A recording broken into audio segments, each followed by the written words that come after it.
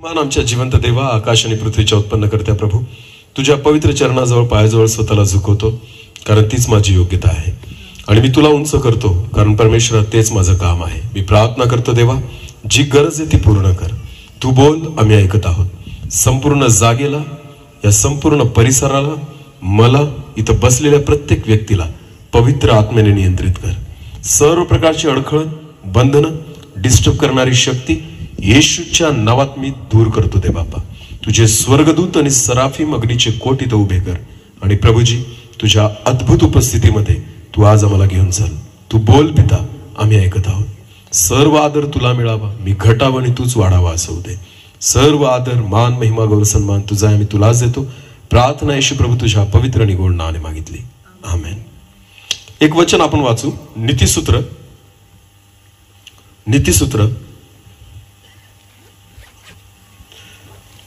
याचा पहिला अध्याय. नीतिसूत्र याचा पहिला अध्याय आणि 8 वचन आपण वाचून घेऊ. माझ्या मुला, आता नीट कान देऊन ऐका ह्या वचनाकडे. नीतिसूत्र कोणी लिहिलं? शलमोन. शलमोन काय होता? राजा. शलमोनाचा बाप कोण? दावीद. समजतंय सगळ्यांना? नीतिसूत्राचं पुस्तक शलमोन राजाने लिहिलं, जो जगातला सगळ्यात चांगला श्रेष्ठ राजा होऊन गेला, आणि त्याच्या बापाचं नाव काय होतं? दावीद. तर आता नीतिसूत्र शलमोन लिहित असताना तो त्या वचनामध्ये लिहितोय, नीतिसूत्र 1:8 मध्ये. परत वाचा. माझ्या मुला, तो म्हणतो, माझ्या मुला, आपल्या बापाचा बोध ऐक, आपल्या बापाचा बोध ऐक आपल्या आईची शिस्त सोडू नकोस, आणि आपल्या आईची शिस्त सोडू नको. 2 गोष्टी या ठिकाणी शलमोन जो आहे तो लिहित आहे. तो म्हणतो की माझ्या मुला, आपल्या बापाचा बोध ऐक, आणि दुसरी गोष्ट, आईची शिस्त सोडू नको. आता नीट लक्ष द्या, इकडे बघा, त्या लेकराकडे बघू नका, माझ्याकडे बघा. 2 गोष्टी. एक, तो म्हणतो माझ्या मुला, आपल्या बापाचा बोध ऐक, आणि दुसरी गोष्ट, आईची शिस्त सोडू नको. याचा अर्थ बोध करणं, शिकवणं हे काम कोणाचं आहे? वचनात लिहिलेलं आहे. बोध करणं, शिकवणं हे काम कोणाचं आहे? बापाचं. कोणाचं आहे? आई बापांचं नका म्हणू, कोणाचं आहे? आणि शिस्त लावणं हे काम कोणाचं आहे? वचनाप्रमाणे जे आहे ते घ्या. हालेलुया. बोध करणं, शिक्षण देणं हे काम कोणाचं आहे? बापाचं. तो म्हणतो कोणाचं आहे? आणि शिस्त लावणं हे काम कोणाचं आहे? बरं, बोध करणं किंवा शिकवणं हे कशाद्वारे असलं पाहिजे? कशाद्वारे असलं पाहिजे? एका विश्वासू परिवारामध्ये. तुमच्या मुलाला जर तुम्हाला काही चांगलं शिकवायचं आहे, बोध करायचा आहे, 2 गोष्टी त्याला बऱ्या शिकवायच्या आहेत, तर तुम्ही कोणाच्या आधाराने शिकवलं पाहिजे? बोला बोला. पुस्तकी ज्ञान त्याला शाळेत भेटतं. कुठं भेटतं? ते तुम्ही देऊ शकत नाही, म्हणून त्याला आपण कशात टाकतो? शाळेमध्ये टाकतो. शाळेमध्ये गेल्यानंतर तो 1लीला जातो, 2रीला जातो, पुस्तकी ज्ञान घ्यायला लागतो, जगिक ज्ञान त्याला मिळायला लागतं. पण सर्वात महत्वाची गोष्ट ही आहे की देवाला आवडणारं जीवन जगण्यासाठी त्याला पुस्तकी ज्ञानाची गरज कमी आहे, पण त्याला कोणत्या ज्ञानाची गरज जास्त आहे? कोणत्या? एका विश्वासू परिवारासाठी, एका ख्रिस्ती परिवारासाठी, एका लेकराने देवाच्या भयामध्ये वाढावं, परमेश्वराच्या इच्छेमध्ये चालावं, यासाठी जगिक ज्ञानापेक्षा त्याला कोणत्या ज्ञानाची गरज आहे? शाळेमध्ये टाका लेकरांना, मी त्याचा विरोध नाही करत आहे, ते गरजेचं आहे. हालेलुया. जगिक ज्ञान लेकरांना भौतिक आशीर्वाद मिळवण्यासाठी गरजेचं आहे, पण लक्षात घ्या, जसं ते गरजेचं आहे तसंच त्याला आत्मिक गोष्टी कळण्यासाठी कोणतं ज्ञान गरजेचं आहे? देवाच्या वचनाचं. आणि बायबल असं म्हणतं, माझ्या मुला, आपल्या बापाचा बोध ऐक. हालेलुया. याचा अर्थ परमेश्वर आत्मिक शिक्षण हे कोणाकडून अपेक्षित करतोय? बापाकडून. बोला, कोणाकडून? जर तुमचा मुलगा बिघडला, तुमची लेकरं बिघडले, पास्टरच्या डोक्यावर खापर फोडायचं नाही, कारण त्याला आत्मिक गोष्टी शिकवण्याची जबाबदारी कोणाला दिलेली आहे? बापाला. बोला, कोणाला दिलेली आहे? अजिबात चर्चवर तुम्ही दोष लावायचा नाही, अजिबात देवाच्या दासांना बोलायचं नाही की आमच्या मंडळीत असताना सुद्धा काही शिकवलं नाही आणि म्हणून आमची लेकरं बिघडली. बिलकुल नाही. लेकरं बिघडण्याचे कारण मंडळी नाहीये, लेकरं बिघडण्याचे कारण देवाचे दास नाहीये, लेकरं बिघडण्याचे कारण आई वडील आहेत. कारण हे मी नाही म्हणत, हे कुठं लिहिलेलं आहे? देवाच्या बायबल स्पष्ट म्हणतं, माझ्या मुला, आपल्या बापाचा बोध ऐक आणि आपल्या आईची शिस्त सोडू नको. याचा अर्थ बाप जो आहे तो शिकवणारा असला पाहिजे, बाप जो आहे तो बोध करणारा असला पाहिजे आणि आई जी आहे ती शिस्त लावणारी असली पाहिजे. समजतंय मी काय सांगतोय? समजतंय का? म्हणून जर आपली लेकरं मोठे झाल्यानंतर बिघडली, याला जबाबदार शिक्षक नाहीयेत, याला जबाबदार शाळा नाहीयेत, याला जबाबदार पास्टर नाहीयेत, याला जबाबदार मंडळी नाहीये, याला जबाबदार त्या मुलाचे मित्र पण नाहीये. याला जबाबदार कोण आहे? त्या मुलाचे आई आणि वडील. कारण परमेश्वर आज्ञा आई वडिलांना देतोय. हालेलुया. परमेश्वराची अपेक्षा आहे की मुलाला बापाने बोध करावा, शिक्षण द्यावं. आता मला एक सांगा, मुलाला बापाने बोध करावा यासाठी बापाला पहिले काय पाहिजे? वचनाचं आडातच, नाही तर पोहऱ्यात येईल का? बोरिंगला पाणी आटलेलं आहे, तुम्ही कितीही खोल त्या ठिकाणी मोटर टाका, पाणी ओढलं जाईल का? कारण बोरिंग मध्ये काय नाहीये, विहिरीतच पाणी नाहीये. तुम्ही किती बी बादली टाकली तरी पाणी वरील का? नाही. कारण पाणी कुठं पाहिजे? विहिरीमध्ये. बोला कुठं पाहिजे? तुमच्या लेकरांना शिक्षण देण्यासाठी, त्यांना देवाचं भय शिकवण्यासाठी पहिले भय कोणामध्ये असलं पाहिजे? बापामध्ये. बोला कोणामध्ये असलं पाहिजे? लेकरांना बोध करणं याच्या अगोदर मला पहिले परमेश्वराचं वचन ठाऊक पाहिजे. हालेलुया. जर एक बाप म्हणून माझ्या ठाई देवाचं वचन नसेल, माझ्या ठाई परमेश्वराचं भय नसेल, तर मी माझ्या लेकरांना देवाचं भय शिकू शकत नाही. मी त्याला चांगल्या गोष्टी देवाच्या वचनातून शिकू शकत नाही. जर परमेश्वर आई बापाकडून अपेक्षा करतोय, तर सगळ्यात पहिली जबाबदारी आई वडिलांची ही आहे की तुम्ही पहिले देवाचं भय धरा. हालेलुया. परमेश्वराचं वचन पहिले तुमच्या जीवनामध्ये असलं पाहिजे. देवाची आज्ञा मला माहिती असली पाहिजे. माझं जीवन लेकरांसमोर असं असलं पाहिजे की लेकरांनी बघावं की आमचे आई बाप जे ते देवाचं भय धरतात. हालेलुया. शल्मोनाचा बाप कोण होता? कोण होता? जर शल्मोन म्हणतोय की माझ्या मुला आपल्या बापाचा बोध ऐक आणि आपल्या आईची शिस्त मोडू नको, याचा अर्थ शल्मोनाचे आईबाप तसे असतील. हालेलुया. जर त्याचे आईबाप तसे नसते तर तो बोलला असता का? बोलला असता का? शल्मोनाचे वडील कोण होते? त्याचं नाव काय? दावीद. आणि त्याच्या आईचं नाव काय? बत्शेबा. काय नाव? नीट लक्ष द्या. शल्मोनाने लहानपणापासून दाविदाकडून वचनं ऐकलेली होती, दाविदाकडून बोध ऐकलेला होता, दाविदाकडून देवाचं भय तो शिकलेला होता. म्हणून मोठं झाल्यानंतर, राजा झाल्यानंतर तो लोकांना शिकवतोय किंवा तो वचनामध्ये लिहितोय की माझ्या मुला आपल्या बापाचा बोध ऐक. तो त्याच वेळेस शिकू शकतो जेव्हा तो त्याच्या बापाकडून शिकलेला असेल. हालेलुया. याचा अर्थ असा आहे की शल्मोन राजा आपल्या बाप दावीद याच्याकडून बऱ्याच गोष्टी शिकलेला होता. जरी देवाने त्याला ज्ञान दिलेलं होतं, पण तुम्हाला माहितीये ते ज्ञान प्राप्त करण्याच्या अगोदर परमेश्वराचं भय कसं बाळगायचं हे कोणी शिकवलं? दाविदाने. बोला कोणी शिकवलं? तुम्हाला माहिती का? नीट लक्ष द्या. इकडे बघा. जगिक ज्ञानामध्ये शल्मोन सगळ्यांमध्ये श्रेष्ठ होता, इव्हन दाविदापेक्षा पण श्रेष्ठ होता. पण तुम्हाला माहिती आत्मिक ज्ञानाच्या बाबतीमध्ये दावीद त्या ठिकाणी श्रेष्ठ होता. म्हणून दाविदाने त्याला शिकवलं. आमेन. म्हणून तो देवाचं भय धरणं शिकला. कारण लहानपणापासून जी शिकवण दाविदाद्वारे त्याला दिली गेली ना, त्याच्यामुळे शल्मोन परमेश्वराच्या भयामध्ये होता. हालेलुया. आणि त्याने त्या गोष्टीचा अनुभव स्वतःच्या जीवनामध्ये घेतला. अरे मला एक सांगा, शल्मोनासारखा राजा सर्व जगात झाला नाही का? माहिती का? कारण तो परमेश्वराच्या भयामध्ये होता. आमेन. तो देवाच्या आज्ञेमध्ये होता. म्हणून परमेश्वर काय म्हटलं? दावीद म्हणतो की हे देवा, माझ्या मनामध्ये आलेलं आहे की मी तुझ्यासाठी मंदिर बांधावं. काय बांधावं? मंदिर. यरुशलेमेमध्ये मंदिर बांधण्याचं स्वप्न कोणाचं होतं? शल्मोनाचं का दाविदाचं? दाविदाचं. दाविदाच्या मनात ही प्रेरणा आली की मी देवासाठी मंदिर बांधावं. पण तुम्हाला माहिती परमेश्वर काय बोलला? दाविदा, तुझ्या मनात जी कल्पना आली ती चांगली आहे, पण तू माझ्यासाठी मंदिर बांधणार नाही, तर तुझा जो पुत्र असेल ज्याचं नाव शल्मोन आहे तो माझ्यासाठी मंदिर तयार करेल. हालेलुया.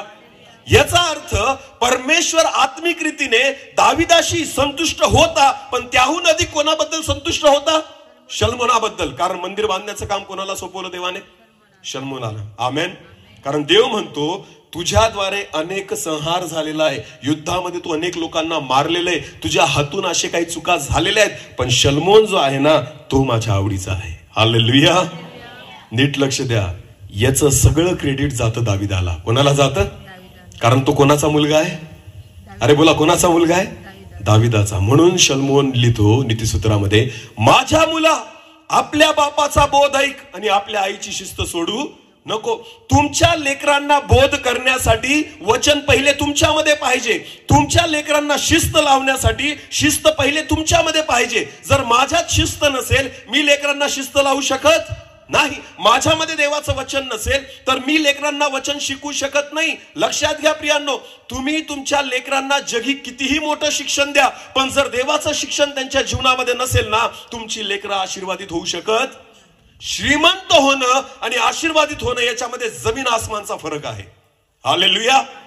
आज सगळ्या आई वडिलांची इच्छा आहे की माझ्या लेकराने श्रीमंत व्हावं. काय वाटतं त्यांना? श्रीमंत व्हावं, नोकरी करावी, डॉक्टर व्हावं, इंजिनियर व्हावं, श्रीमंत व्हावं. अरे श्रीमंत होणं मोठी गोष्ट नाहीये, आशीर्वादित होणं मोठी गोष्ट आहे. Hallelujah, hallelujah. समजते का? श्रीमंत होणं ही मोठी गोष्ट नाहीये, आशीर्वादित झालं पाहिजे. लक्षात घ्या, आशीर्वाद ते आहे की जे तुम्ही कमवलं ते खाऊ शकतात. आमेन. समजतंय मी काय सांगतोय? आशीर्वाद ते आहे की तुम्ही 25 लाखाचं घर बांधलं आणि त्या बेडवर शांत गोड झोप घेऊ शकतात. याला आशीर्वाद म्हटलं जातं. तुम्ही 1,00,000-1 करोडचा बंगला बांधला पण त्या घरामध्ये जर तुम्हाला झोपेची गोळी घेऊन झोपावं लागत असेल ना, याला आशीर्वाद म्हटलं जात नाही. सगळ्यात जास्त अडचणी श्रीमंतांना येतात. तुम्हाला माहिती? मोठे आजार कोणाला होतात? गरिबांना खूप कमी होतात. हा, देव आजार बी त्यांनाच देतो जे पैसे खर्च करू शकतात. हालेलुया. हा, आपले जे गरीब आपल्यासारखे जे असतात ना, त्यांना सर्दी खोकला ताप याच्यावर जात नाही. श्रीमंतांना असे आजार होतात ज्यांचे नाव पहिल्यांदाच ऐकतो आपण. डॉक्टर म्हणतात 1000तून एकालाच होतो असा आजार. तो गरीबाला नाही होत. तो कोणाला होतो? श्रीमंत होणं आणि आशीर्वादित होणं याच्यामध्ये खूप फरक आहे. आमेन. देव तुम्हाला श्रीमंत करण्यासाठी नाही भेटला. परमेश्वराने तुम्हाला श्रीमंत करण्यासाठी नाही निवडलं. देवाने तुम्हाला आशीर्वादित करण्यासाठी निवडलेलं आहे. हालेलुया. परमेश्वराची इच्छा आहे तुम्ही आशीर्वादित व्हा. आशीर्वाद हे देवाकडून आहेत, श्रीमंती जगाकडून आहे. आमेन. येशू ख्रिस्ताला सैतानाने सांगितलं, तू माझ्या पाया पड, मी तुला काय देईल? जगातलं सगळं वैभव. बोला काय देईल? सोनं चांदी पैसा पद प्रतिष्ठा बंगले सगळं वैभव मी तुला देऊन टाकेल. सैतान बोलला येशू ख्रिस्ताला. येशूला काय सांगत होता? तू माझ्या काय पड? पाया पड. हालेलुया. येशूने पडल्या? कारण येशूला श्रीमंती नको होती, येशूला देवाचा आशीर्वाद पाहिजे होता. आमेन, आमेन. सैतान पण श्रीमंती देऊ शकतो. सैतान पण तुमची परिस्थिती बदलू शकतो. सैतान तुम्हाला जगातल्या गोष्टी देऊ शकतो. पण एक लक्ष द्या, स्वर्गीय शांती देवच देईल. स्वर्गीय आनंद परमेश्वरच देतो. प्रीती परमेश्वरच देतो. घरामध्ये घर पण देवच देतो. नाते एकमेकांशी जोडून परमेश्वरच देतो. एका घराला आशीर्वादित केवळ परमेश्वरच करतो. आमेन, हालेलुया. तुम्ही घरामध्ये वस्तू आणू शकतात, शांती विकत आणू शकतात का? आणू शकतात. मुलीचं नाव आहे शालोमी, म्हणजे काय? शांती. हालेलुया. आज जगाला पैशापेक्षा शांतीची गरज आहे. कसली गरज आहे? हा, डॉक्टरकडे जातात लोक शांती शोधायला. डॉक्टर खूप टेन्शन आलंय, डोकं गरम झालंय, पार केस उडायला लागले लोकांचे टेन्शन मध्ये. समजते तुम्हाला मी काय सांगतोय? हा, डॉक्टर सांगतात चिंता कमी करा, टेन्शन कमी करा. नाही डॉक्टर, काय माहिती शांत झोपच लागत नाही. मग डॉक्टर गोळ्या लिहून देतात. ही रात्री घे, ही सकाळी घे, ही दुपारी घे. जगतो कशावर? गोळ्यांवर. काय कामाचा पैसा मला सांगा? ज्या पैशासाठी रात्रंदिवस तुम्ही झटतायत ना, आणि तुम्हाला वाटतं मी श्रीमंत झालो. मी परत एकदा सांगतो, श्रीमंती व्यक्ती वेगळी आहे, आशीर्वाद वेगळा आहे. आमेन. दावीद श्रीमंत नव्हता, आशीर्वादित होता. हालेलुया. शलमोन श्रीमंत नव्हता, आशीर्वादित होता. हालेलुया. आशीर्वाद जिथे येतात ना, श्रीमंती त्याच्या मागे येते. आमेन. सगळ्या भरपुरी त्याच्या मागे येतात. परमेश्वर त्याच्या लेकरांना कंगाल राहू देत नाही. हालेलुया. तो जिवंत परमेश्वर आहे. तुमच्या लेकरांना पहिलं परमेश्वराचं भय बाळगायला शिकवा. पहिलं देवाचं वचन त्यांना शिकवा. जर शलमोन ह्या गोष्टी बोलतोय तर शलमोनाला माहिती होतं माझा बाप दावीद जो आहे ना, त्याने मला लहानपणापासून वचन शिकवलेली आहेत. हालेलुया. आमेन. एक वचन वाचू. नीतिसूत्र याचा 4था अध्याय. नीतिसूत्र याचा 4था अध्याय आणि 3 आणि 4 वचन वाचा. नीतिसूत्र 4 वचन 3 आणि 4. कारण मी आपल्या बापाचा पुत्र होतो. हा, काय म्हणतो शलमोन बघा. मी आपल्या बापाचा, म्हणजे बाप कोण त्याचा? दावीद, मी आपल्या बापाचा पुत्र होतो, माझ्या आईच्या दृष्टीने मी सुकुमार व एकुलता एक होतो. बेतशेबेचा तो एकटाच मुलगा आहे म्हणून तो म्हणतो मी माझ्या आईच्या दृष्टिकोनातून एकुलता एक आणि सुकुमार होतो. पुढे, तो मला शिकवी व म्हणे. कोण मला शिकवी? दावीद. माझा बाप म्हणजे कोण? दावीद. तो म्हणतो माझा बाप दावीद मला शिकवी व म्हणे माझी वचने तुझ्या चित्ती राहोत. माझी वचने तुझ्या चित्ती राहत. आता मला एक सांगा, दावीद कोण होता? राजा. राजा. बोला, कोण होता? राजा. मग टाइम कुठून यायचा त्याला शिकवायला? त्याला मुलं काय एकटा नव्हता शलमोन, त्याला अनेक मुलं होते, कारण त्याच्या बायका पण अनेक होत्या. हालेलुया. नीट लक्ष द्या. दाविदाला अबशालोम नावाचा पण मुलगा होता. अनेक मुलं आहेत दाविदाची, पण तुम्हाला माहितीये दावीद प्रत्येक मुलासाठी वेळ काढत होता, शलमोनासाठी वेळ काढायचा. काय म्हटलेलं आहे? माझा बाप मला शिकवी. हालेलुया. आणि त्याचा बाप काय काम करायचा? राजा होता. बोला, काय होता? राजा कशाला म्हणतात तुम्हाला माहिती का? ज्याच्या समोर नेहमी गर्दी असती. हालेलुया. प्रजा आपलं टेन्शन घेऊन ज्याच्या जवळ येते, आपले प्रश्न घेऊन ज्याच्या जवळ येते, ज्याला दिवसभर न्यायनिवाडा करावा लागतो, लोकांचे प्रश्न सोडवावे लागतात, त्याला म्हणतात राजा. बोला, त्याला काय म्हणतात? दावीद रिकामा नव्हता. दाविदाच्या मागे सगळ्या प्रजेचा कारभार होता. इस्रायलाचा राजा होता दावीद, तरी वेळ काढायचा कोणाला शिकवायला? मुलाला. बोला, कोणाला शिकवायला? इथं तर आपल्यालाच बायबल वाचायला टाइम भेटत नाही, मुलाला कुठं शिकू? काय करायचं सर? शेतीला जावं लागतं, सकाळपासून रात्रीपर्यंत आम्ही जातो, उन्हातानात काम करतो, घरी आलं जेवण केलं का डायरेक्ट झोपून जातो, आम्हाला वेळ भेटत. म्हणजे तुम्ही दाविदापेक्षा मोठे झाले. राजापेक्षा टाइम कोणाला नाही? तुम्हाला. वचन स्वतःला वाचायला टाइम नाही, तर शिकवायची दूरचीच गोष्ट आहे. इथं आम्ही शिकलो नाही अजून. आम्ही जेमतेम कॅलेंडरवरचं वरचं रोजचं एक वचन वाचतो. आजची तारीख काय? काय तारीख आहे आज? 4 तारखेला कोणतं वचन आहे ते आपण वाचतो. परमेश्वर माझा मेंढपाळ मला काही ऊन पडणार. झालं दिवसभरचा कोटा. काय शिकवाल तुम्ही लेकराला एका वचनातून? सांगा. तुम्ही शिकले नाही काही त्याच्यातून? हालेलुया. समजतंय मी काय सांगतोय? सकाळपासून किती लोक बायबल वाचून आले? हात वर करा बरं. किती लोक खाऊन आले सकाळपासून? हात वर करा. आता भुके तर नसाल तुम्ही, चांगलं 2-2दा खाऊन आले असाल. ते बरं नाही विसरत, नाही का? ते बरं विसरत नाही आपण कधीच, पण वचन वाचणं विसरतो. ते आपल्याला जरुरी वाटत. मला एक सांगा ना, आडातच नाही तर पोऱ्यात येईल का? मग इथं आपला आडच कोरडा पडलेला आहे. तर लेकर काय शिकणार आहेत आपल्याकडून? मला सांगा. सवय पहिली कोणाला लावावी लागेल? मुलांना का तुम्हाला? कोणाला? स्वतःला म्हणजे कोणाला? पहिले कोणाला लावावी लागेल? मुलांना का आई बापांना? कोणाला? पहिले प्रार्थना कोणी केली पाहिजे? मुलांनी का आई बापांनी? बेटा तू संडे स्कूलला जा आणि तू चर्चला नको जाऊ. बाप म्हणतो तू कुठं जा? संडे स्कूलला. आणि बाप चालला नवापूरच्या बाजाराला चर्च सोडून. काय वाटतं तुम्हाला? पहिले कोणी शिकलं पाहिजे? पहिले कोणी शिकलं पाहिजे? लेकरांना शिकवण देऊ नका नुसती, त्यांच्या समोर कित्ता घाला. बोला, काय घाला? जर तुम्ही प्रार्थना करायला रोज बसाल ना, तुमची लेकरं बघतील. एक दिवस येईल की तुमची लेकरं प्रार्थना करतील. हालेलुया. जर तुम्ही रोज बायबल वाचतात ना, तुमची लेकरं बघतील आणि एक दिवस येईल की ते स्वतः बायबल धरून त्या ठिकाणी वाचतील. हालेलुया. जर एक विश्वासी व्यक्ती असून सुद्धा जर मला बायबल वाचायची सवय नाहीये, मला प्रार्थना करायची सवय नाहीये, मी रेग्युलर चर्चला जात नाही, तर तुम्ही लेकरांना नाही शिकू शकत की तुम्ही प्रार्थनेला जा. तुम्ही लेकरांना नाही शिकू शकत की तू चर्चला जा. पहिले तुम्ही स्वतःला शिस्त लावा, तर तुम्ही लेकरांना शिस्त लावू शकता. आमेन. हालेलुया. कारण ही जबाबदारी पास्टरांची नाहीये, ही जबाबदारी मंडळीची नाहीये, ही जबाबदारी दुसऱ्या कोणा व्यक्तीची नाहीये. ही जबाबदारी आई वडील म्हणून तुमची आहे की तुम्ही तुमच्या लेकरांना देवाच्या भयामध्ये वाढवावं. हालेलुया. शाळेचा विचार करतो आपण, चांगली शाळा पाहिजे.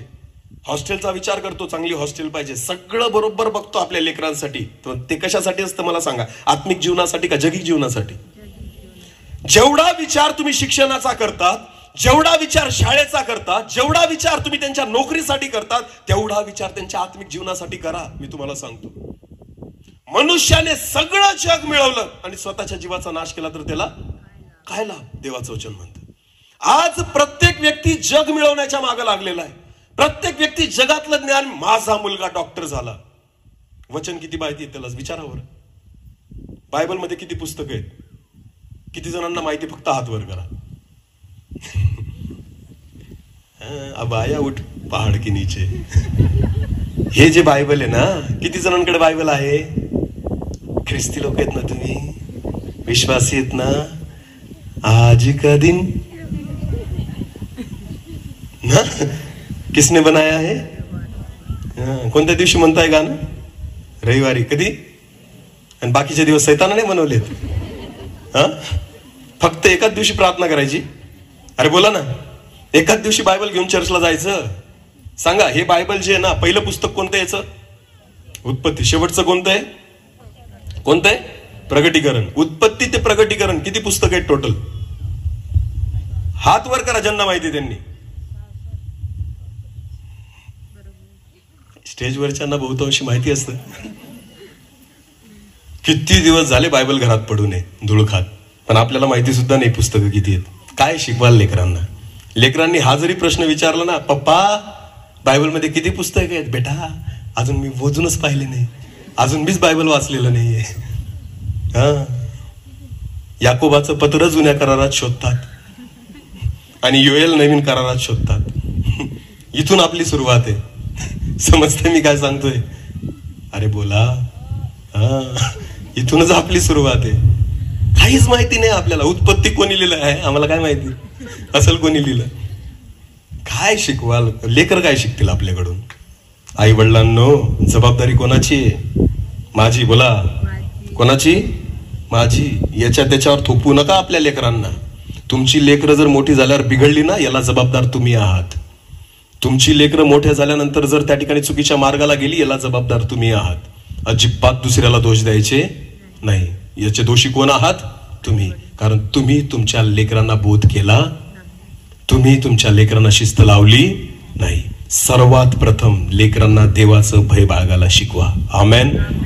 वचन सांगतं परमेश्वराचं भय हे ज्ञानाचा प्रारंभ आहे. जिथून तुमची लेकरं देवाचं भय बाळगायला शिकतील ना, मी तुम्हाला सांगतो तिथून खऱ्या अर्थाने ज्ञानाला सुरुवात होईल. पहिलीचा वर्ग सुरू होतो तिथून. आमेन. कितवीचा वर्ग सुरू होतो त्यांचा आत्मिक जीवनाचा? पहिली गोष्ट ऍडमिशनच भयाने होतं. हालेलुया. आत्मिक जीवनाचं ऍडमिशन परमेश्वराच्या भयाने होतं. कारण देवाचं वचन म्हणतं परमेश्वराचं भय हे ज्ञानाचा प्रारंभ आहे. आमेन. जेव्हा तुम्ही तुमच्या लेकरांना देवाचं भय शिकवतात, समजून घ्यायचं तुमचं लेकरू आत्मिक जीवनाच्या क्लासमध्ये आलं. हालेलुया. आणि मग तिथून वाढ सुरुवात होते. तिथून कशाला सुरुवात होते? वाढ, आत्मिक वाढ. आमेन. मग देवाचं भय बोलून नाही शिकवलं जात, वागून शिकवलं जातं. इकडे बघा. काय? माझ्याकडे बघा ना. हालेलुया. काय खरं नाही. देवाचं वचन म्हणून म्हणतो ज्याला कान आहेत तो. कारण कान तर घेऊन येतो पण मन घेऊन येत नाही. दोन कान दिलेत देवाने. आपल्याला वाटतं इकडून ऐकायचं आणि इकडून. एका याच्यात कापूस टाकून आणत जा की जेणेकरून इकडून गेलं तर कुठं मध्ये जाईल. हालेलुया. इकडून सोडू नका, नाही तर काहीच फायदा होणार नाही. वाचा परत एकदा ते वचन. परत एकदा वाचा सुरुवातीपासून. कारण मी आपल्या बापाचा पुत्र होतो. शलमोन म्हणतो माझ्या आईच्या दृष्टीने मी सुकुमार व एकुलता एक होतो. माझ्या आईच्या दृष्टीने मी सुकुमार व एकुलता एक होतो. तो मला शिकवी, माझा बाप मला शिकवी व म्हणे माझी वचने तुझ्या चित्ती राहोत. माझी वचने तुझ्या चित्ती राहोत. तू माझ्या आज्ञा पाळ व दीर्घायू हो. तू पैसे कमव आणि मोठा हो असं दाविदाने शिकवलं नाही. काय म्हटलं? तू माझ्या आज्ञा पाळ आणि काय हो? आपण लेकरांना बेटा डॉक्टर हो. काय कमवशील? पैसा. स्वर्गात जा ना, ते नको जाऊ ना. सगळं जग मिळवलं आणि नाश केला तर काही लाभ आहे का? अरे लाभ आहे का? तो काय शिकवतोय दावीद त्याला? दीर्घायू हो, मोठा हो किंवा पैसा कमव, हे दाविदाचं चित्त नाहीये. तो म्हणतो माझ्या आज्ञा ऐक, देवाचं वचन पाळ, म्हणजे तू दीर्घायुष्य होशील. आमेन. हालेलुया. जगी ज्ञान तू कितीही प्राप्त केलं, पैसा कितीही प्राप्त केला, मोठे मोठे बंगले महाल तू कितीही बांधले, तरी तू आशीर्वादित होणार नाही. पण जर तू देवाचं भय बाळगशील आणि परमेश्वराच्या आज्ञा पाळशील तर तू दीर्घायू होशील. आमेन. हे शिकवण कोणाचं होतं? दाविदाचं शलमोनाला. आमेन. हालेलुया. तुम्हाला माहिती दाविदामध्ये वचन होतं म्हणून तो शल्मोनाला शिकवत होता. समजतंय मी काय सांगतोय? कशावरून? वचन वाचा. स्तोत्रसंहिता अध्याय 1 वचन 1 ते 3 वाचा पटकन. स्तोत्रसंहिता अध्याय 1 वचन पहिल्यापासून वाचा. दाविदाने लिहिलेलं आहे ते वचन वाचा पटकन. जो पुरुष दुर्जनांच्या मसलतीने चालत नाही, पापी जनांच्या मार्गात उभा राहत नाही आणि धर्मनिंदकांच्या बैठकीत बसत नाही, तो काय म्हणतो बघा दावीद, तर परमेश्वराच्या नियमशास्त्रात रमतो, देवाच्या वचनाचे रात्रंदिवस मनन करतो, तो धन्य. हालेलुया. जर दावीद लिहितोय याचा अर्थ दावीद नियमशास्त्रात रमत होता. आमेन. रात्रंदिवस देवाच्या वचनाचं तो स्वतः काय करत होता? मनन करत होता. म्हणून तो लिहून ठेवतो. असा पुरुष धन्य. आमेन. दाविदामध्ये वचन होतं म्हणून त्याने शल्मोनाला शिकवलं आणि शल्मोन आशीर्वादित झाला. हालेलुया. जर तुम्हाला तुमच्या लेकरांना शिकवायचं असेल, पहिले कोणाला शिकावं लागेल? बोला, कोणाला शिकवावं लागेल? मी अशी तंबाखू मळतोय आणि पोराला सांगतो बेटा मोठं झाल्यावर तंबाखू खायची. मी दारू पिऊन येतोय आणि पोराला सांगतो बेटा दारू प्यायची. पहिले तू सोड, पहिले तू खाऊ नको, तर तुला अधिकार लेकरांना शिकवण्याचा. नीट लक्ष द्या. तुम्ही तुमच्या लेकरांसमोर जे वागतायत तेच तुमची लेकरं शिकतायत. समजतंय मी काय सांगतोय? तुम्ही देवाचं भय बाळगा, तुम्ही पवित्र जीवन जगा, तुम्हाला बघून तुमची लेकरं पवित्र जीवन जगतील. आमेन. पण जर तुम्ही अशुद्धतेत वागताय, तुम्ही शिव्या देतायत, तुम्ही भांडतायत, तुम्ही घरामध्ये व्यवस्थित वागत नाही, तुमची लेकरं मोठ्या झाल्यानंतर तेच शिकतील. कारण तुम्ही बोध घालतायत त्यांच्या समोर, तुम्ही कित्ता घालतायत. लेकरं बिघडल्याचं कारण जगातले लोक नाही आहेत, लेकरं बिघडण्याचं कारण घरातले लोक आहेत. समजतंय मी काय सांगतोय? एका घरातलेच व्यक्ती लेकराला आशीर्वादित करू शकतात आणि घरातलेच व्यक्ती लेकराला बिघडवू पण शकतात. घरातल्या वातावरणात डिपेंड आहे तुमची लेकरं काय होतील. आमेन. शल्मोनाच्या घरातलं वातावरण आत्मिक होतं कारण बाप वचनामध्ये होता. आमेन. दावीद रात्रंदिवस देवाच्या वचनाचं मनन करायचा. काय होता दावीद? परत एकदा राजा. बोला, काय होता? इथं कोण राजा आहे? हात वर करा बरं. एखाद्या प्रांताचा राजा आहे कोणी बसलेला इथं? नाही ना. मग मला सांगा, दावीद राजा असताना वेळ होता, आपल्यामध्ये राजा कोणीच? मग दाविदापेक्षा नक्कीच रिकामे आहेत आपण, आहे का नाही? मग मला सांगा, टाइम नाही हा शब्द तोंडातून काढायचा. जर दाविदाला वेळ होता तर तुम्हाला पण वेळ पाहिजे. आमेन. अरे त्या काळामध्ये मोटरसायकल होती का? गाडी होती का?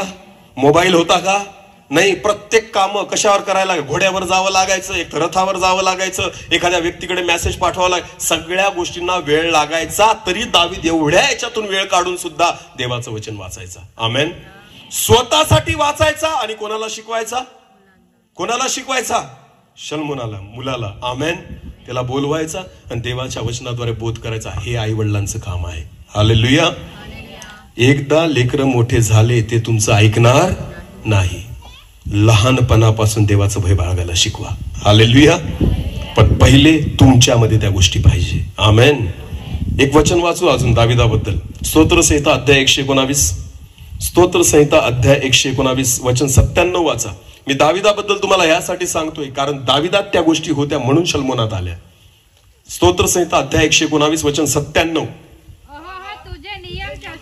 पहा तुझे नियमशास्त्र. दावीद म्हणतो पहा तुझे नियमशास्त्र मला कसे आहेत? किती?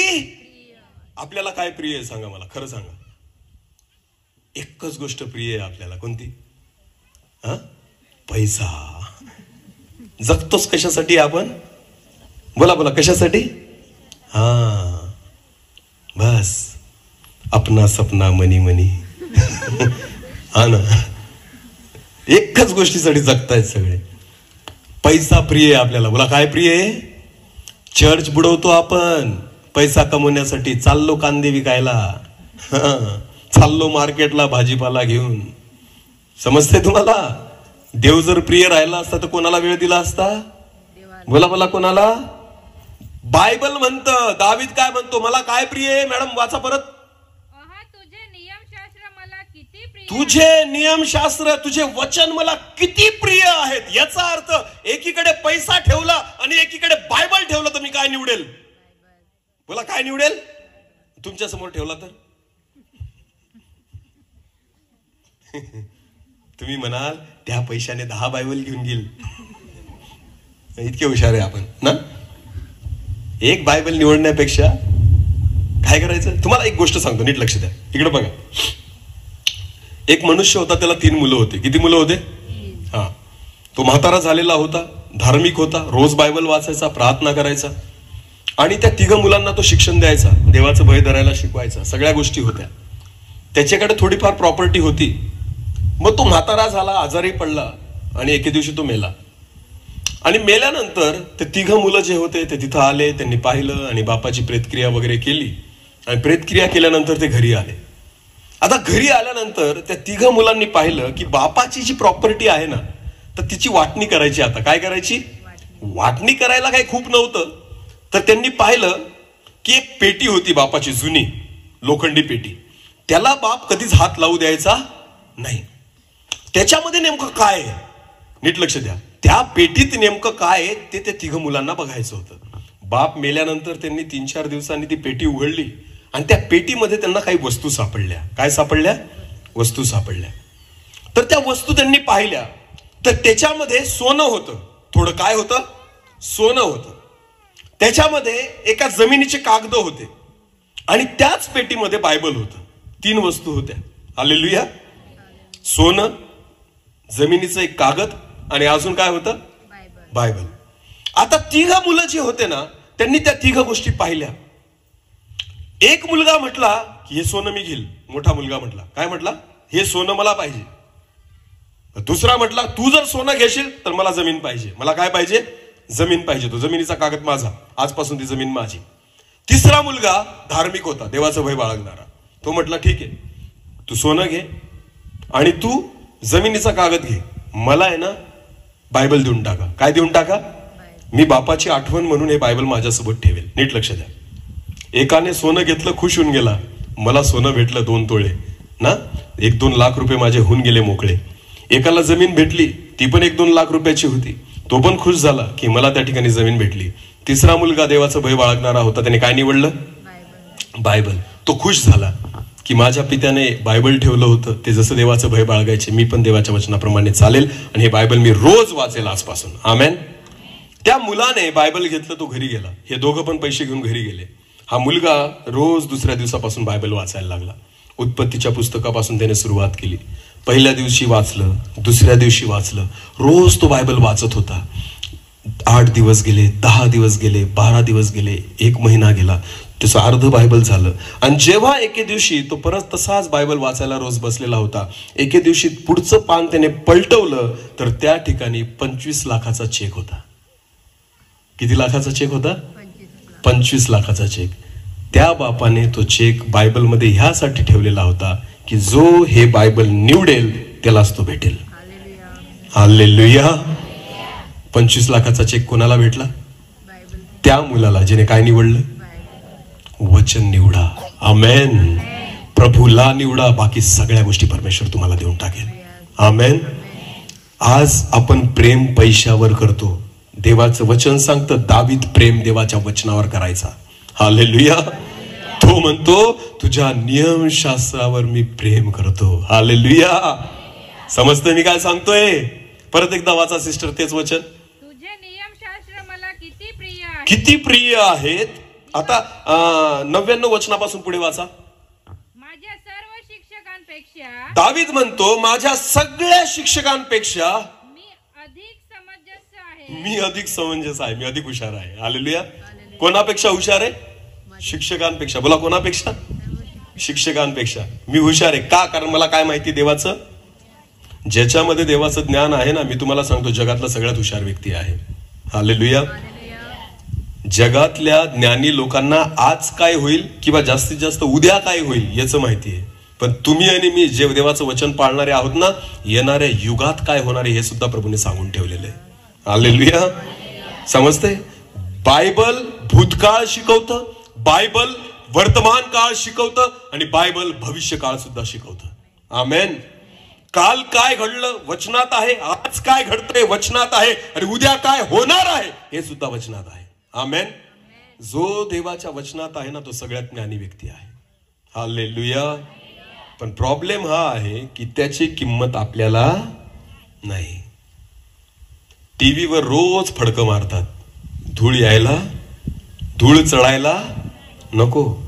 पण बायबल आठवडाभर धूळ खात पडतं आणि रविवारच्या दिवशी निर्लज्जासारखे त्या बायबलला सटकतात. का? कारण आठवडाभर त्याला हातच लावला.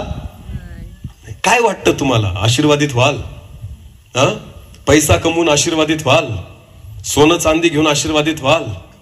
खायला काय लागतं? सोनं खाल, मग खायला काय लागतं? भाकरच लागते ना.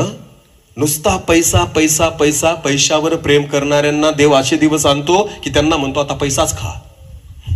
आता काय म्हणतो? पैसाच खा. भाकर खाऊ देत, गोड खाऊ देत, तिखट खाऊ देत, मटण खाऊ देत, मासे खाऊ देत, तेलकट खाऊ देत, मसाला खाऊ देत. डॉक्टरनी सगळं बंद करून टाकलेलं असतं, कारण देव म्हणतो आता तू पैसाच खा. देव काय म्हणतो त्याला? पैसे खाऊन खाऊन तू इथपर्यंत आलाय ना, आता पैसेच खा. खा 500च्या नोटा, खा 100ची नोट. गोड लागेल? लागेल का? 10 तोळं सोनं घेतलं, खाऊन बघ ना कसं लागतं. दात तुटतील उलटे तुझे 1 ग्रॅम जरी खाल्लं तरी. समजतं मी काय सांगतोय? खायला भाकरच लागते. आमेन. तो आशीर्वाद केवळ देव देतो. हालेलुया. थोडस जेवतात आणि डॉक्टरला म्हणतात काहीतरी औषध द्या, पचायला पाहिजे. अरे का नाही पचत? मेहनतीचं राहील तर पचेल. हालेलुया. नीट लक्ष द्या. मेहनतीचं जर कमवलं ना, घामाचे कष्टाचं, तर ते 100% पचणार आहे. पण आपण कमवलंच अशा पद्धतीने ते पचत, मग गोळ्या घ्याव्या लागतात, सोडा प्यावा लागतो, तरी सुद्धा पोट असं फुगून येतं, पचतच नाही. का? कारण मेहनतच केली नाही ना, जगतोच त्याच्यासाठी. याला आशीर्वाद म्हणत नाही. समजते का? हालेलुया. काय कित्ता घालतायत लेकरांसमोर. देवाचं वचन म्हणतं, दावीद म्हणतो माझ्या शिक्षकांपेक्षा मला अधिक कळतं, कारण माझ्यामध्ये कोणतं ज्ञान आहे? वचनाचं. बोला, कोणतं ज्ञान आहे? पुढे वाचा. कारण मी तुझ्या निर्बंधांचे मनन करतो. कारण मी तुझ्या निर्बंधांचे मनन करतो. पुढे पुढे. वयोवृद्धापेक्षा मला अधिक कळते. काय म्हणतो तो? वयोवृद्धापेक्षा, म्हणजे म्हाताऱ्या लोकांपेक्षा कोणाला अधिक कळतं? मला. दावीद म्हणतो का? कारण माझ्यामध्ये कोणतं ज्ञान आहे? बोला बोला, कोणतं ज्ञान आहे? वयस्कर लोक म्हणतात ना, आमचे केस कसे झाले? पांढरे झाले. अनुभवाने. पांढरे केस देवाला नाही दाखवता येणार, हे माणसांनाच दाखवता येतील. हालेलुया. आपण देवाला सांगू नाही शकत, बघ देवा तुझ्यामध्ये आमचे केस पांढरे झाले. प्रभू म्हणेल किती वाचलं सांग मला, पांढरे होईपर्यंत. काळे असतानाच वाचा. आमेन. नीट लक्ष द्या. मी कोणाला हिनवायला बोलत नाहीये, पण मला हे म्हणायचंय, वय वाढणं वेगळी गोष्ट आहे आणि आत्मिक वाढ वेगळी गोष्ट आहे. हालेलुया. अनेक लोक वयाने वाढतात पण आत्मिकतेत वाढत. पहिले पण 5 मिनिटाचीच प्रार्थना होती ना, आता म्हातारा झाला तरी किती मिनिटाची प्रार्थना आहे? वाढ कुठे आहे मला सांगा? आत्मिक वाढ. पहिले सुद्धा 5च वचन वाचायचो, आज पण तेवढेच वाचतोय. आत्मिक वाढ आहे कुठं मला सांगा? आपण केवळ वयाने वाढलो, आत्मिकतेने वाढलो नाही. जर सुरुवातीला तुमची प्रार्थना 10 मिनिटाची होती, ती 20 मिनिटाची झाली पाहिजे, अर्ध्या तासाची झाली पाहिजे, 1 तासाची झाली पाहिजे, 2 तासावर गेली पाहिजे. याला म्हणतात आत्मिक रीतीने वाढणं. हालेलुया. बायबल मध्ये वाचा, दावीद म्हणतो मी दिवसातून 7 वेळा परमेश्वराचे आभार मानतो. किती वेळा? 7 वेळा. काय होता दावीद? राजा. तरी किती वेळा वेळ काढायचा दिवसातून? 7 वेळेस. गुडघे टेकून देवाची आराधना करून प्रभूला धन्यवाद द्यायचा. आमेन. आपण किती वेळा देतो? सकाळी उठले, आंघोळ केली, 1 वचन वाचलं, मनात प्रार्थना करता, देवापा मी बाहेर चाललोय, गाडीचा ताबा घे, चालक मालक तू, वरिष्ठ पासून रक्षक. का? कारण मरायला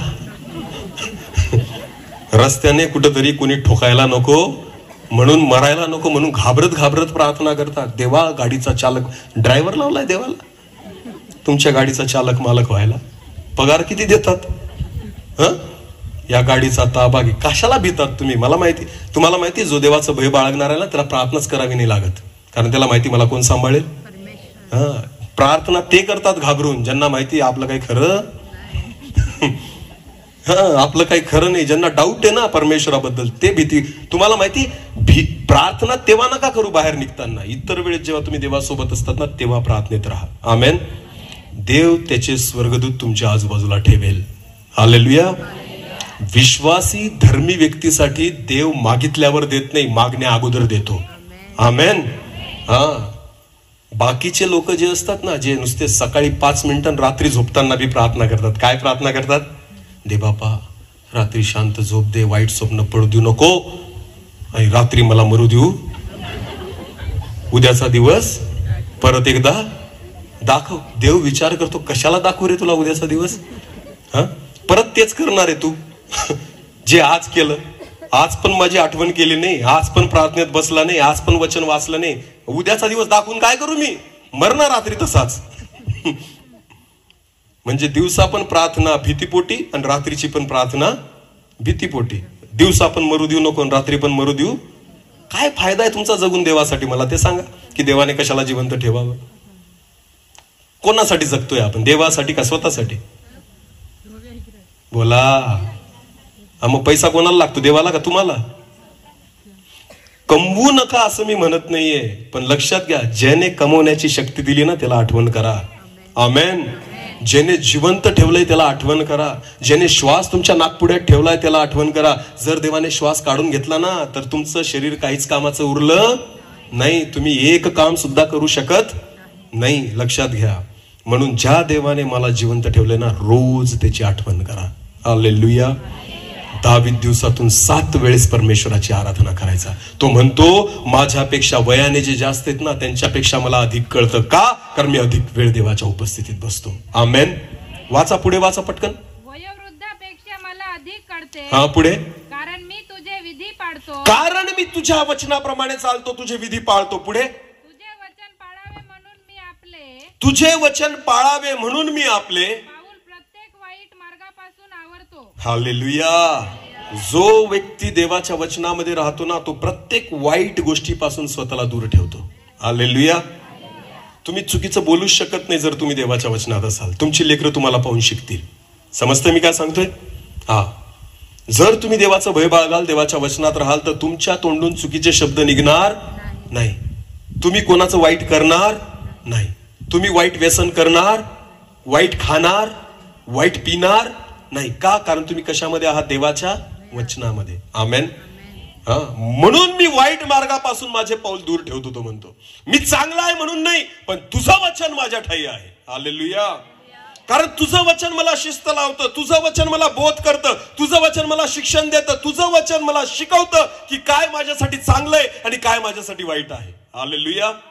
तुमच्यामध्ये जर देवाचं वचन असेल, मी तुम्हाला सांगतो तुम्ही पाप करणार नाही आणि तुमची लेकरं सुद्धा तुम्हाला बघून पाप करणार नाही. हालेलुया. समजतंय का? हा, पुढे वाचा.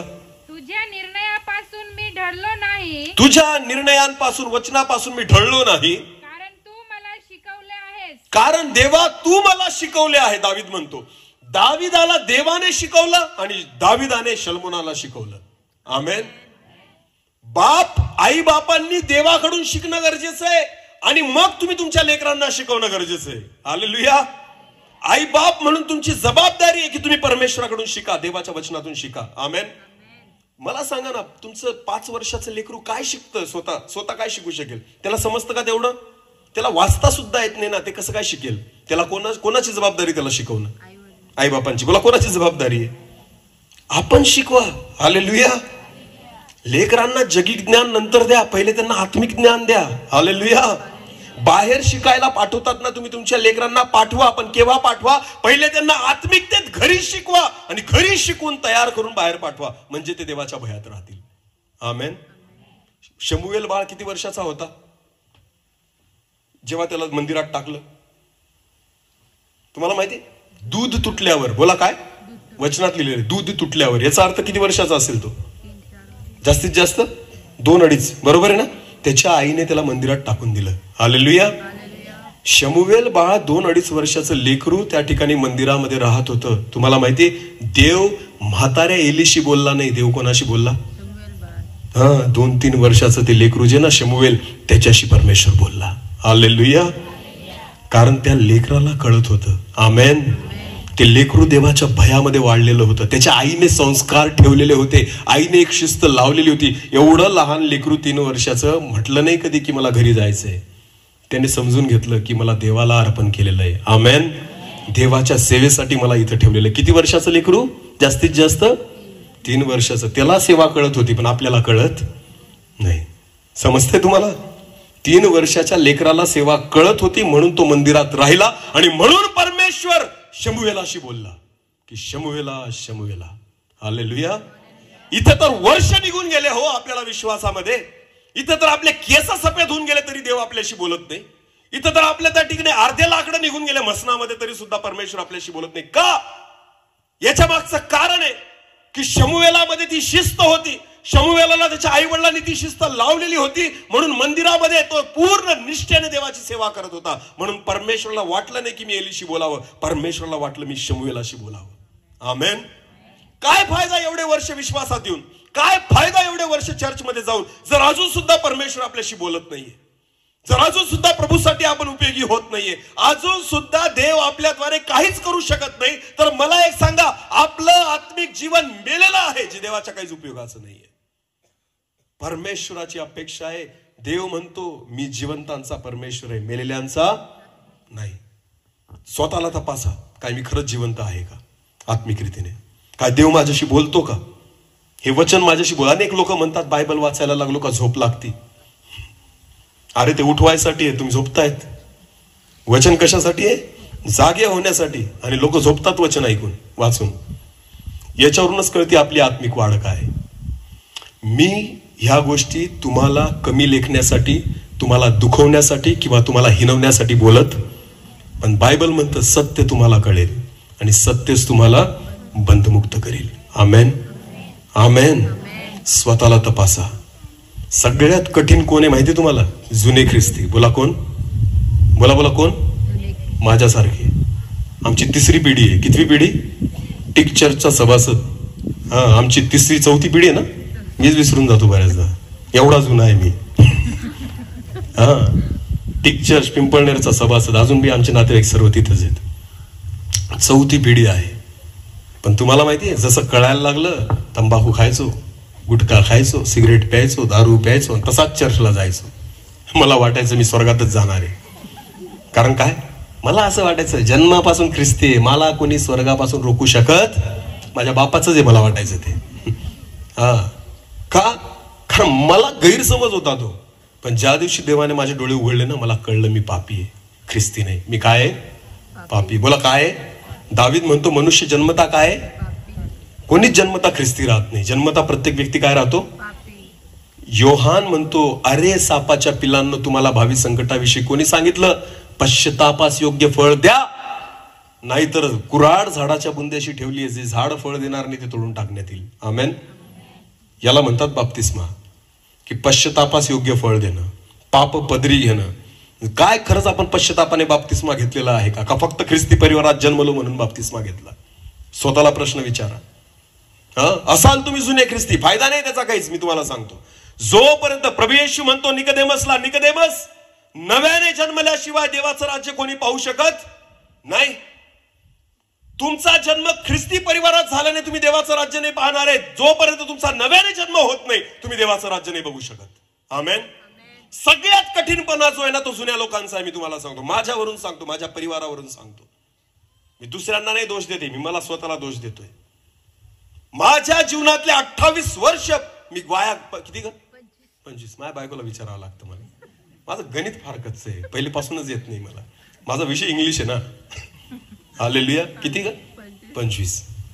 तिला सगळं माहिती आहे. माझ्या आयुष्यातले 25 वर्ष मी वाया घालवले. किती वर्ष?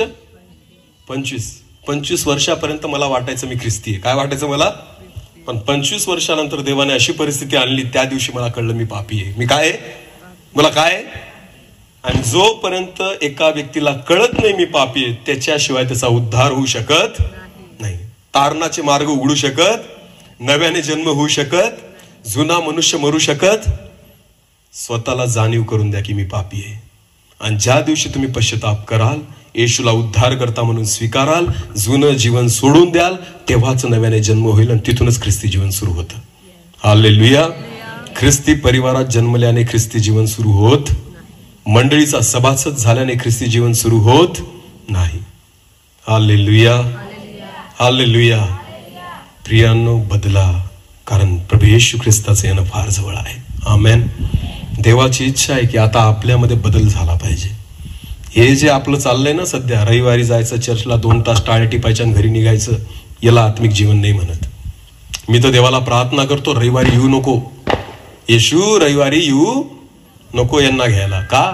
तू पण फसून जाशील, कोणाला ठेवायचं आणि कोणाला घ्यायचं. कारण सगळे दूत बनून उभे असतात, देवदूत चर्चमध्ये हात वर करून हालेलुया, धन्यवाद धन्यवाद. आणि सोमवारपासून शनिवारपर्यंत बघा यांना, सगळे भूत बनून फिरतात. एकाला देव आठवत, एक जण प्रार्थनेत बसत नाही, एकाच्या तोंडून देवाचं गाणं निघत नाही. फक्त रविवारी आज का दिन यहोवा ने बनाया है हम उसमें आनंद, म्हणून रविवारीच आनंदित राहतात तुम्ही. आणि सोमवारपासून शनिवारपर्यंत एकमेकांशीच भांडत राहतात, कारण तुम्ही तोंडानेच गातात आज का दिन हम उसमें आनंदित हो. आणि मग सोमवारपासून शनिवारपर्यंत गाणंच नाही तोंडामध्ये ना, तर तुम्हाला वाटतं सैतानानेच बनवलंय. भांडा एकमेकांशी, रडा. काय लावलंय मला सांगा, काय लावलंय? हे आत्मिक जीवन नाहीये. आमेन. रोज प्रभू सोबत बसणं, हालेलुया. रोज देवाला वेळ देणं, रोज देवाच्या वचनामध्ये रमणं. दावीद म्हणतो, धन्य तो पुरुष, आमेन, जो देवाच्या नियमशास्त्रात रमतो, रात्रंदिवस त्याचं मनन करतो. हालेलुया. हे आहे आत्मिक जीवन.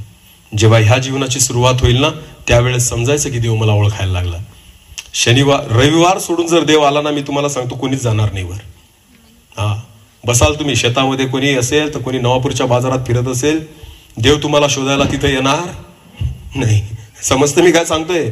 अजिबात देव टाइमपास करणार नाही. तुम्ही जर प्रभू सोबत असाल, आमेन. काम करताना सुद्धा दावीद काय म्हणतो, वचनाकडे लक्ष द्या. रात्रंदिवस वचनाचं मी काय करतो? मनन करणं काय असतं माहिती?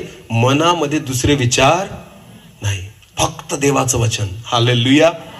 परमेश्वराचं भय, देवाला काय आवडतं, देवाला काय नाही आवडत, बस एवढीच गोष्ट माझ्या डोक्यामध्ये आहे. मी काम करताना पण तोच विचार करतो, आमेन, की माझं बघणं बरोबर आहे का, माझं बोलणं बरोबर आहे का, माझे संबंध बरोबर आहेत का, माझं काम बरोबर आहे का. प्रतिदिन प्रत्येक क्षणी माझ्या मनामध्ये फक्त आणि फक्त देवाचं वचन आणि देवाचं भय जर असेल ना, समजून घ्यायचं दाविदाप्रमाणे तुम्ही धन्य आहात. आमेन. पण जर रविवारीच तुम्हाला देव आठवत असेल, तुम्ही ख्रिस्तीच नाही आहेत, लक्षात घ्या. देव पण तुम्हाला ओळखत नाही, बिलकुल नाही. कारण देवाला माहिती आहे त्या ठिकाणी सगळेजण नाटक करतात. खरं ख्रिस्ती जीवन चर्चच्या बाहेर आहे. कुठे? जेव्हा तुम्ही घरी असता. आमेन. खरी प्रार्थना चर्चच्या बाहेर आहे, खरी आराधना चर्चच्या बाहेर आहे. इथं जितके लोक गाणे म्हणायची हौस करतात ना, हे देव ऐकत नाही. जे घरी एकट्यात प्रार्थना करतात आणि आराधना करतात ते देव ऐकतो. आमेन. कारण इथं आपल्याला हौस कशामुळे? कशामुळे? लाईट जाऊ द्या बरं, गाणं थांबून जातं. तुम्ही गात कोणासाठी होते? माईकसाठी का देवासाठी? मग का बरं थांबले? कारण लोकांना ऐकू जाणार. अरे तुम्ही मनात म्हटलं तरी कोण ऐकतो? मग कशाला गाणं थांबवतात? कारण आम्हाला देवाला थोडे ऐकवायचं, आम्हाला कोणाला ऐकवायचंय? यांना, की माझा आवाज किती चांगला. मी नेहमी म्हणतो, इथं त्यांनीच गाणं म्हणा जे घरी म्हणतात. कुठं म्हणतात? घरी. पहिले देवासोबत एकटे प्रार्थना करा, एकटी आराधना करा, मग इथे येऊन आराधना करा. नाही तर देव तुमचा आवाजच ऐकत नाही. समजतंय मी काय सांगतोय? ज्याला कान आहेत तो. अनेक लोकांना लागत असेल, पण देव बोलतोच त्याच्यासाठी की तुम्हाला लागावं. मला बरेच लोक म्हणतात, सर तुम्ही डायरेक्ट बोलतात, अनेक लोकांना लागून गेलं. मी म्हणतो, प्रभू तुला धन्यवाद, त्याचसाठी तर बोलत होतो. हा, मी नेहमी देवाला धन्यवाद देतो, कारण देवाची इच्छाच आहे तुम्हाला लागावं. आमेन. कारण लागलं नाही तर सुधारणार नाही. छडी लागे छमछम, हालेलुया. लातो के भूत बातों से. परमेश्वराची इच्छाच आहे तुम्हाला लागावं. आमेन. हा, मी जिथं जातो ना, शेवटची मॅच आहे समजूनच जातो. नंतर आपल्याला बॅटिंग भेटणार नाही हा विश्वास आहे आपला. हालेलुया. हा, हातात बॅट भेटली ना तर आउट खेळायचं. कसं खेळायचं? आउट. समजतंय तुम्हाला? हा, मला परत बोलवावी ही अपेक्षा मी करतच नाही. कारण माहितीये का? कारण देवाच्या वचनात लिहिलेले तुमच्याने मी येईपर्यंत सगळे गावं फिरवले जाणार नाही. म्हणून भांगर पाडा, मला नंतर नाही बोलवलं तरी सुद्धा इथून नमस्कार. कारण जेवढं बोलायचं होतं मी बोलूनच जाणार आहे, कारण तुम्हीच संधी दिली मला. हालेलुया. मी आलो का, मग कोणी बोलवलं, मग आता ऐका. हालेलुया. मला दुसऱ्यांदा येण्याची गरजच नाही, कारण प्रभू एकचदा बोलून मोकळा होऊन जातो. ज्याला कान आहेत तो ऐको. मी हात धुवून मोकळा झालो. मला परमेश्वर दोष नाही देणार. तू जाऊन त्यांना हसून आला का फक्त, बिलकुल नाही. प्रभू म्हणेल जे सांगितलं तेवढंच केलं तू, मी जास्त बी करत नाही कमी बी करत नाही. आमेन. मग लागलं, खुपलं, त्रास झाला, काही झालं, काही अडचण नाही. आपला सरकारी दवाखाना आहे, फुकट गोळ्या औषधं भेटतात. समजते तुम्हाला? घ्यायचं तर घ्या, नाही तर राहा तसेच. मला काही फरक पडत नाही, कारण देवाने जे दिलं मी तुम्हाला देऊन मोकळा झालो. आमेन. ज्याला सुधारायचं असेल तो वचन ऐकेल. नाही पटलं नाही ना, मला दोष देऊन मोकळे होऊन जा, काही फरक पडत नाही. देव तुमचा हिशोब घेईल. समजतंय तुम्हाला? पण मला देवाला हिशोब द्यायचा आहे म्हणून मी सत्य प्रगट करतोय. आमेन. समजतंय मी काय सांगतोय? मग सांगा आता, लेकर चुकू नये याला जबाबदार कोण आहे? आई बाप. बोला कोण आहे? सगळ्यात मोठी जबाबदारी कोणाची आहे? आई बापाची. बोला कोणाची आहे? हे नुसतं बापावर खापर नका फोडू. आई बापांची. बोला कोणाची? शिस्त कोणाला लावायला लावली आहे? आईला. बोला कोणाला? मग शिस्त कशानुसार लावाल? देवाच्या वचनानुसार. बोध कशाने कराल? देवाच्या. बापाला पण याचीच गरज आहे, आईला पण बायबलचीच गरज आहे. हालेलुया. आपल्या लेकरांना देवाच्या भयामध्ये वाढवा. हालेलुया. आणि हीच देवाची अपेक्षा आहे. आमेन. मी विश्वास ठेवतो की देव आज आपल्याशी बोललेला आहे. इथं मी थांबेल. आपण सर्वजण आपले डोळे झाकू. यावेळेस आपण प्रार्थनेमध्ये जाऊ. एक छोटंसं कोरस आपण घेऊ आणि आपण प्रार्थना करू. धन्यवाद पिता. माझ्या देवा, आज तुझ्या लेकरांशी तू बोललेला आहे प्रभू. तुझी वाणी आम्ही ऐकली परमेश्वर पिता. आमची मन कठीण होऊ देऊ नकोस. तुझी इच्छा आहे परमेश्वरा की आम्ही तुझ्या वचनामध्ये असावं, तुझ्या आज्ञेमध्ये राहावं, तुझ्यामध्ये वाढावं परमेश्वर पिता. तुला शोभेल असं, आवडेल असं जीवन आम्ही जगावं. आमच्या घरातली परिस्थिती बदलावी, आमची लेकरं बदलावी, आमच्या लेकरांनी तुझं भय बाळगावं प्रभू. ह्यासाठी पिता आम्हाला तू तुझ्यामध्ये वाढणं शिकव. आम्ही तुझ्यामध्ये वाढावं प्रभू. तुला आमच्या सोबत घ्यावं, तुझ्या सोबत आम्ही चालावं, यासाठी आम्हाला सहायता कर. धन्यवाद येशू. हालेलुया. एक छोटंसं कोरस घेऊ आणि ह्यावेळेस आपण प्रार्थना करू.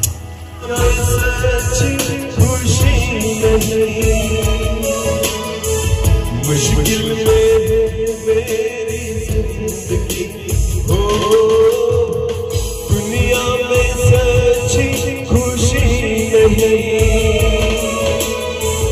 मुश्किल में मेरी जिंदगी, यीशुआ कर दिल में तू बना. दिल मेरा सुना तेरे बिना. यीशुआ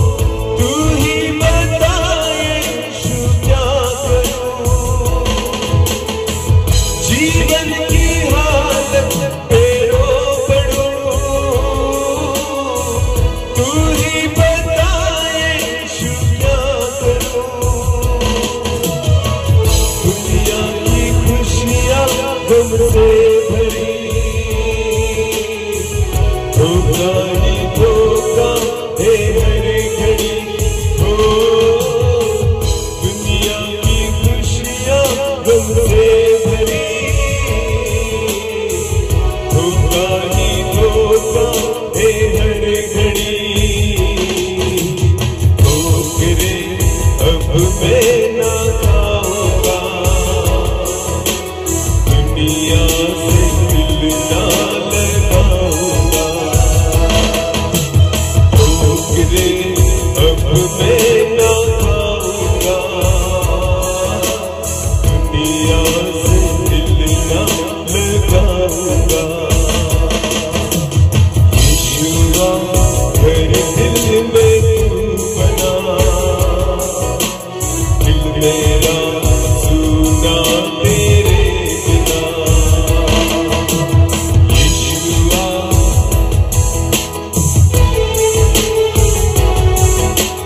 दिल मेरा सुना तेरे बिना, तुझसे अलग जिंदगी नहीं, तुझसे है जीवन की हर खुशी, तुझसे अलग जिंदगी नहीं, तुझसे है जीवन की हर खुशी, अब मैं ना जीवन गवाऊंगा, तेरे लिए मैं जीऊंगा, ओ अब मैं ना जीवन गवाऊंगा, तेरे लिए मैं जीऊंगा, जो भी खोया तुझ में मैं पाऊंगा, तुझ में मैं आनंद मनाऊंगा, जो भी खोया तुझ में मैं पाऊंगा, तुझ में मैं आनंद मनाऊंगा। यीशुआ घर दिल में तू बना, दिल मेरा सोना तेरे बिना, यीशुआ घर दिल में तू बना, दिल मेरा सोना तेरे बिना, दिल मेरा सोना तेरे बिना, दिल मेरा सुना तेरे बिना। धन्यवाद प्रभूजी, मी प्रार्थना करतो देवा, तू आमच्यामध्ये ये. आज अनेक परिवारांची दुरावस्था झालेली आहे प्रभू, आज अनेक लेकरं भटकलेले आहेत परमेश्वरा, ज्या आई बापांचं ऐकत नाही प्रभू, चुकीच्या मार्गाला गेलेले आहेत ते बाबा, मी प्रार्थना करतो दया कर आणि परत एकदा अशा परिवारांची पुनर्स्थापना कर दे बाबा. हो माझा देवा, अशा घरांना प्रभू परत एकदा तू परमेश्वरा तुझ्या उपस्थितीने आशीर्वादित कर प्रभूजी. मी प्रार्थना करतो प्रत्येक आई बापाने आपल्या लेकरांना तुझं भय बाळगणं शिकवावं, की जेणेकरून देवा तो परिवार आशीर्वादित होईल असं होते. सर्व आदर मान महिमा गौरव सन्मान तुझा आम्ही तुलाच देतो. प्रार्थना येशू प्रभू तुझ्या पवित्र आणि